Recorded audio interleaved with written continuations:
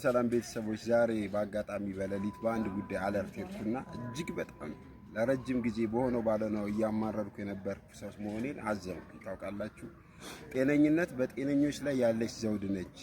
ያችን የሚያያት ጤነኛ ያልሆነ ሰው ነው ይባላል። እኛ ጤነኞች ላይ ዘውድ አለ። ያንን ዘውድ የሚያየው የታመመ ሰው ነው። ስለዚህ ከኔም ጨምሮ ከነፍሴም ጨምሮ ሁላችንም በተራ ነገር ባናማረር ጤንነት ማለት ትልቅ መሆኑን ያየሁበት ቀን ነው።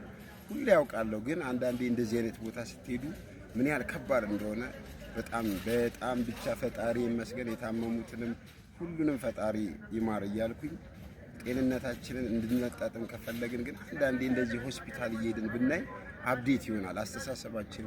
ለገንዘብ ለትንሽ ነገር መጓጓታችን ልክ እንዳልሆነ ይገባናል። ሁላችሁም ቤተሰቦች በያላችሁበት ሆስፒታል ገብታችሁ እስቲ የዛኔ ምስጋና ምን ማለት እንደሆነ ታውቃላችሁ። አመሰግናለሁ።